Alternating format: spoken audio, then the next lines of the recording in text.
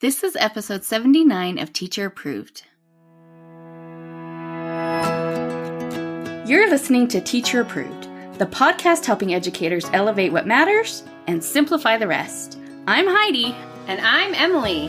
We're the creators behind Second Story Window, where we give research-based and teacher-approved strategies that make teaching less stressful and more effective. You can check out the show notes and resources from each episode at secondstorywindow.net. We're so glad you're tuning in today. Let's get to the show. Hey there, thanks for joining us today. In today's episode, we're sharing 4 strategies for avoiding decision fatigue at back to school time and a teacher-approved tip for taking care of yourself on the first day of school. We start our episodes with a morning message, just like we used to do at morning meeting in our classrooms. This week's morning message is, do you make your bed every day, Emily? I do, but that feels like maybe I'm overstating what I actually do because I don't have a fancy bed set at the moment, so it's just straightening the pillows and pulling up the sheets and comforter. I can do it in about 10 seconds, but I do that first thing every day, and it's nice to start the day with an easy win. How about you, Heidi? Do you make bed every day? I do. Similar philosophy of just, trying to start the day with a win. Plus, I have to straighten my sheets before I can be comfortable in bed at night, so I might as well just make my bed. But I will admit that if I am running behind in the morning, making my bed is the first thing I do skip. For sure. So we have some fun responses from our community. Jennifer said, I pull my covers up each morning. Very rarely do I tuck things in, and I can respect that, Jennifer. Tucking is a lot of work. Angie said, I make my bed each morning, even when I'm running behind. Something about having the bed made just makes me feel so much more relaxed climbing into bed at the end of the long day. I get that. Yes, a gift to your future self. Ashley said, I do not make my bed daily. It depends on my mood. I respect it. I wonder if you can determine our mood by the state of our bed, too. Yeah. Abby said, I get up earlier than my husband, so he's in charge of making the bed. Only fair. Dale said, I do not make my bed each day, but I do hang out the bedding, Japanese style, each day the weather is nice. And now I'm immediately so interested in this practice of hanging out bedding every day in Japan. That's so cool. Oh, I did. I asked him a follow-up to that because it's like, well, what do you do if it rains? He said, oh, you take it in before you leave. So it's just like a little while in the morning before you leave. Air it out. And that does make a lot of sense because every time I'm making the bed, I'm like, this feels like it could probably use an air out, Yeah. Like it gets so stuffy. I love it. Christy said, I did not used to make my bed, but someone said a habit can be created in 30 days. I tried it last year and I continue to this day. Oh, go Christy.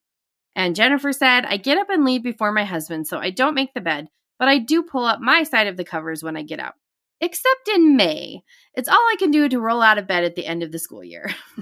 Yeah, we all know how that goes. Fair enough. We'd love to hear your answer to this question and other conversations over in our Teacher Approved Facebook group. Back in the Stone Age, when I was just a wee baby teacher, the internet was also quite young, so you couldn't really do a quick search for a fun idea for starting the school year. You were basically limited to what another teacher might be willing to share with you. Or if you were lucky enough, you bought a $15 book from Scholastic that you hoped would have at least one idea you could actually use. Oh, I spent so much money on teacher idea books that did not end up having any ideas I could use. Yep. But now, of course, you kind of have the opposite problem. Mm-hmm. With $15, I could buy any number of back-to-school activities. Right. So then the question is, which of these limitless options are worthy of my $15? So when we're faced with so many options, it's easy to feel overwhelmed, and this can result in decision fatigue. If you're not familiar with the term, decision fatigue is the complete overwhelm you feel as a teacher as a result of the sheer number of decisions that we have to make daily. After making a string of decisions, our ability to make additional decisions is greatly impaired. So that, by the end of the day, we are left with a decision-making hangover. Yeah, pretty much. Common symptoms of decision fatigue are brain fog, feeling tired, or other signs of physical and mental fatigue. I sound like one of those pharmaceutical commercials. Side effects of being a teacher may include. Well, then you can add this to the side effect list. The symptoms can increase as you continue making decisions. Oh, great. So as a long day full of decision making wears on, you wind up feeling increasingly drained. Great. Decision fatigue can also lead to poor decisions like impulse buying, I think we've all been there, procrastination, being paralyzed by your choices, or recklessly defaulting to what's easiest, even if it's not the wisest option, just to have it dealt with. Oh, I know for me, I'm really prone to decision fatigue, and it manifests in my life by having that analysis paralysis where I just cannot make a decision at all. I'm doing all the research and I just can't commit. Or it manifests by me just like actively avoiding making a decision at all. Just not going to do it. I'm going to wait until the last second. And neither of those are sustainable ways to live. Now, in the grand scheme of things, decision fatigue isn't life or death. But that doesn't mean that this is not a real problem. Yeah, feeling drained and making poor decisions can easily take a large toll on your health, your relationships, and your overall ability to function. In fact, decision fatigue has probably landed us all in a situation or two that we've regretted. So it's important for all of us to be aware if we may be at risk for developing decision fatigue. Good thing I've got a list of risk factors here. A person is more at risk of experiencing decision fatigue if they make many decisions throughout the day, feel greatly affected by the decisions they make very stressful decisions, make very complex decisions, and make decisions that affect other people in a significant way. So basically, teachers. Teachers have all of the risk factors for developing decision fatigue. I guarantee no teacher is shocked to hear that. Yeah, it's definitely not surprising when you consider that teachers make something like 1,500 educational decisions in a day. Oh, gosh. That works out to be about 4 decisions per minute. I bet that number is even higher when you're starting the school year. The sheer volume of decisions that have to be made can be paralyzing. We've been talking a lot recently about procedures and all the details that go into a successful one. And we came up with 17 decisions you need to make just to plan your procedure for walking in the hall. That one procedure. Yeah, that's not an exaggeration. We really did think of that many. And we probably could have come up with more questions, but we ran out of room on the page. And then we have to follow up those decisions about procedures with all of the planning about how to teach that procedure. And then all the decisions you make while teaching the procedure. A teacher's brain is constantly thinking 5 steps ahead. Yeah, well, one half of your brain is teaching a lesson about your procedure. The other half is pointing out things like, that kid isn't paying attention, is making eye contact enough to get his attention. Should I call his name? Or should I go stand next to his desk while I'm talking? Does the rest of the class understand what I'm saying? Do those kids look confused? What's another way I can explain this? Are my expectations too high, or do we just need more practice? And that is all for a single procedure. No wonder teachers are so exhausted all the time. Okay, so what can we do to reduce the decision fatigue that comes with back to school? Well, I'm sorry, but there's just nothing you can do. You're out of luck. Oh, no. Just kidding. We'd never leave you hanging like that. It is our mission to help you simplify your teaching. So we have got 4 tried and true strategies to help lighten the decision-making load as you head into back-to-school season. And the first strategy is to manage your energy. Emily, can you tell us more about that? Of course, because I have to admit, this is a reminder I need to. I think we all do. When you're thinking about decisions, it can be helpful to think of your decision-making ability as a limited resource, kind of like a battery. Each decision you make uses some of the battery's charge and decreases the number of decisions you can make later on. And since each decision is depleting your energy, you need to be strategic about how you manage and use that energy. A good idea might be making your biggest decisions first thing in the morning. I came across an interview with Dr. Lisa McLean from the American Medical Association, and she had this to say. Research shows that the best time to make decisions is in the morning. That's when we make the most accurate and thoughtful decisions, and we tend to be more cautious and meticulous. We hit a plateau in the afternoon, I think we've all felt that, and by the evening our decisions may be more impulsive. Yeah, that makes so much sense. I know I'm so much fresher in the morning. So that means that we need to be well rested if we want to be making our best morning decisions. And that is why prioritizing sleep is key to managing your energy. Now, somewhere out there, a listener just rolled their eyes at me, and I felt that. Because everyone says to prioritize sleep and no one ever does. But we need to be better. And I'm saying we because I am definitely in the not prioritizing sleep camp. Yeah.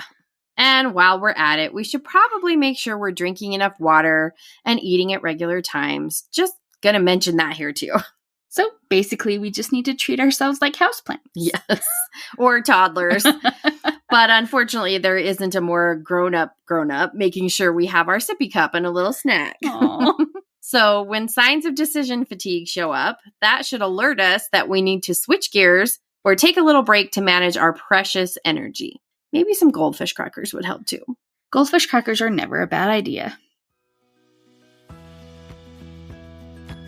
Hey there, teacher friend. Do you have a question or concern that could use a teacher-proof solution? We'd love to help you out by answering your question here on the podcast. You can submit your questions to hello@secondstorywindow.net and put podcast question in your subject line. We can't wait to hear what's on your mind. But we wouldn't have to manage our decision fatigue if we didn't have to make so many dang decisions in the first place. I, for one, would like to take a long vacation from making any decisions at all. But since it's not realistic to get rid of all of our decisions, especially at back to school time, maybe we can make less of them. So our second strategy for managing decision fatigue is to make fewer decisions. If we had to decide what to do every second of every day, we would just go crazy. Fortunately, a lot of our lives are automated by schedule and habit. I don't wake up on a Tuesday and wonder if I'm going to work that day. The decision has already been made. Mm-hmm. And as much as we might wish the question of work was up for a debate, it does make life simpler to have it already decided. So how can we apply that idea to smaller decisions? If you follow Kendra at The Lazy Genius, you know she has a principle called decide once. And it's just like it sounds like. You pick a question and decide the answer once. The next time that situation crops up, you already know exactly what you'll do. A very unexciting example of this is when I moved into my house, and I was moving from a house with shower curtains to one with a glass shower. And I knew myself well enough to know that squeegeeing the glass after shower was going to be a daily battle. Some days I'd be good at it, and some days I wouldn't want to do it. And that would just eventually make cleaning my shower more difficult. So I made the decision. I always squeegee after a shower. And at first, there were times I really wanted to skip it, but I reminded myself that I had already decided I wanted to live a pro squeegeeing life. And after a few weeks, I didn't even think about it anymore. And now, almost 9 years later, I'm still a squeegeeing machine. And see, I said I was going to do the same thing when I moved into my house. But I did not decide once, and so I've had to waffle about it every time. So we've got both sides of the scenario playing out here, and we didn't even realize it. Oh, talk about dramatic tension. That's what you're here for. But if you are looking to reduce decisions, maybe making your bed every day can be your decide once situation. Or maybe your decide once is that you give yourself permission to skip making your bed every day, and you're not going to feel guilty about it. Yeah, an unmade bed or even an unsqueegeed shower is not a moral failing. Phew. And it doesn't mean you're a better person if you do it. It's about what choices best serve your situation. Now, I'm going to guess that no one has a shower or a bed in their classroom, so how does this apply to teaching and especially at back to school? Well, I actually think teachers do some version of deciding once pretty naturally. We decide once what we're doing for class birthdays, and we just do it all year. Or we decide that for our class parties, we will always do stations, and one of the stations will always be a bingo game. It just makes planning so much simpler. It really does. So we should be on the lookout for other opportunities to make fewer decisions at back to school time. Maybe you're going to decide once that at open house, you're always going to have a checklist for students to do when they arrive and a sucker to take with them when they leave. Now, you still have to do some work to get ready for open house, but you've reduced the decisions that need to be made.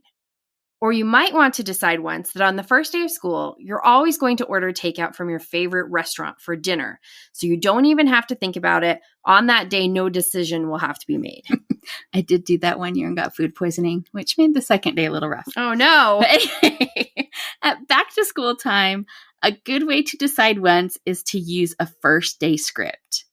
You will probably have to tweak your script from year to year, but once you've decided how you want your first day to flow and you've written it clearly in the script, a lot of your first day, forever on your first days, the planning is already done.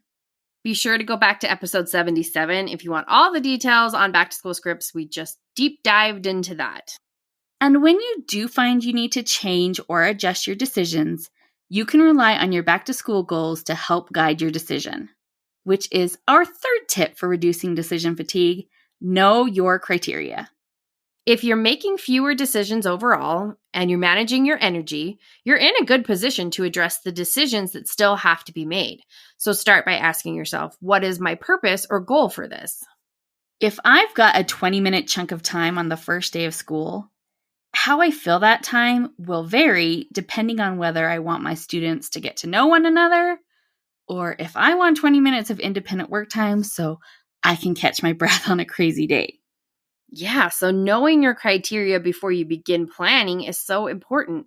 How else will you know if you've found the right activity to fill that time? And because there are so many options out there, one suggestion is to use your criteria to make lists before you even start browsing for resources. So for example, you might have a list like, I need 3 different 30-minute activities for the first week, and my goal is for them to help with community building.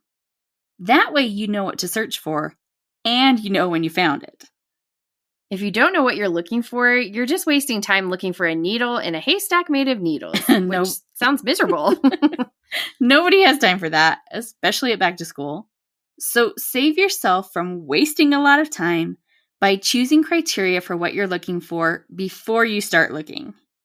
And to our perfectionists out there, you might need to lower your expectations. There is no perfect activity. Once you've found an activity that works for your needs, don't spend another 2 hours scrolling TPT just in case you come across something better. Yeah, if it meets your criteria, it is good enough. And good enough is good enough. Which is why our fourth tip for reducing decision fatigue is to limit your options. There are so many options out there. You could literally search forever. So limit the options you have to choose from. That might mean setting a timer and only looking for 30 minutes. Or maybe you limit yourself to a few trusted sellers whose resources align with your philosophy of teaching and you know you can trust them. Remind yourself that you do not have to have all of the information to make a choice. If you're clear on your criteria and you've got enough energy, then limiting your options is still leading you to make a thoughtful choice that won't push you into decision fatigue. We're really passionate about helping teachers elevate what matters and simplify the rest. So when we created our new membership, the Teacher Approved Club for 1st through 3rd grade teachers, we knew we had to come up with a model that addresses decision fatigue. We considered going the popular route of all access to each of our 700 resources we've ever made, but that just did not feel right to us because the truth is you don't need everything we've ever made. So in the Teacher Approved Club, members get access to what we call a core bundle, which is a set of 4 year-long resources that we think all teachers for that grade would benefit from. Those resources are our Spiral Review morning work, our Spiral Review homework, our fluency passages, and our morning messages for that specific grade. And then we help our members get access to exactly what else they need by giving them a monthly credit to spend on any resource they want from our store. And to help ease any decision fatigue associated with that, we also curate a list of resources that we think will be particularly relevant to that month so that teachers can make their decisions more easily. Our main goal with the Teacher Approved Club is to support teachers right where they're at with strategies that work. We're working hard to eliminate any factors that might increase your decision fatigue. A membership should support your needs as a teacher and not be another source of stress. If you're interested in learning more about the Teacher Approved Club, just head to secondstorywindow.net/club for more details. We'd love to hear your thoughts on reducing decision fatigue. Come join the conversation in our Teacher Approved Facebook group or connect with us on Instagram at Second Story Window, and that's with a 2. Now let's talk about this week's Teacher Approved tip. Each week we leave you with a small, actionable tip that you can apply in your classroom today. This week's Teacher Approved tip is leave school when your contract time ends on the first day. Can you tell us more about that, Heidi? Sure. So this is actually a suggestion from our friend Sharika. She mentioned that her goal is to leave school on the first day of school when her contract time ends so she can recuperate before day 2. And I think this is just such a brilliant example of deciding once. So we wanted to make sure to mention it in case anyone else wants to adopt that as their practice. It really does require a little bit of planning ahead because unless you have a lot of paid prep time after the kids leave, you need to get everything ready for day 2 before school starts. Yeah, I know for sure I was not thinking about day 2 until after the kids left on day 1. So, talk about decision fatigue at that point. Worst time to be making plans. Yeah, I was not in any shape to be making decisions at that point. But if I had worked ahead a little and made all of my day 2 plans and copies when I was preparing day 1, I could have made that first week so much easier to manage. So do yourself a favor and decide once that you will leave school as soon as you can on that first day, and then do as much as you can to make that possible, because you deserve a long evening of crashing on the couch. For sure. To wrap up the show, we are sharing what we're giving extra credit to this week. Emily, what gets your extra credit? I'm giving extra credit to Wolfram Sticks. So they are a recent addition to our at-home fire pit adventuring kit.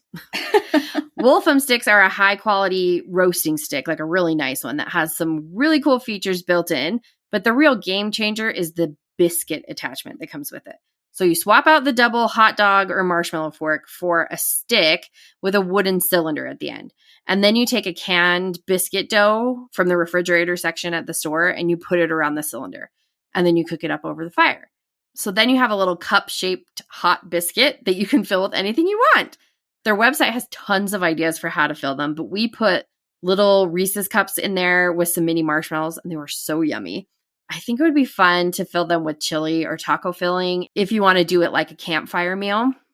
You can find them at Wolfram, WOLFEM.com, and definitely check out their tips and tricks too. I will say that they cooked very slowly over a gas fire, and I wonder if they might cook up a little bit faster over a campfire. And they did take some attention to make sure that you weren't burning the outside before the rest of the biscuit was cooked. Getting the inside cooked after the outside's cooked is a little tricky too. But the kids really had fun with it, and they enjoyed their results. So yeah, it worked. What are you giving extra credit to, Heidi? Well, I'm giving extra credit to a very different subject. I'm giving extra credit to Les Miserables. Emily and I got to see the touring company perform a few weeks ago, and it was just incredible. It was just absolutely stellar performances by the whole cast.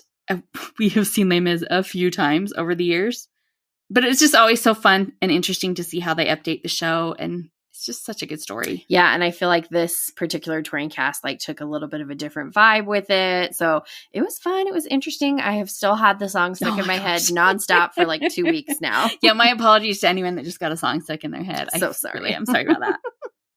That's it for today's episode. Use our 4 strategies to fight decision fatigue and try our teacher-approved tip to leave school at the end of your contract time on the first day. And don't forget to check out the Teacher-Approved Club for 1st through 3rd grade teachers at secondstorywindow.net/club. We hope you enjoyed this episode of Teacher Approved. I'm Heidi. And I'm Emily. Thank you for listening. Be sure to follow or subscribe in your podcast app so that you never miss an episode. You can connect with us and other teachers in the Teacher Approved Facebook group. We'll see you here next week. Bye for now. Bye.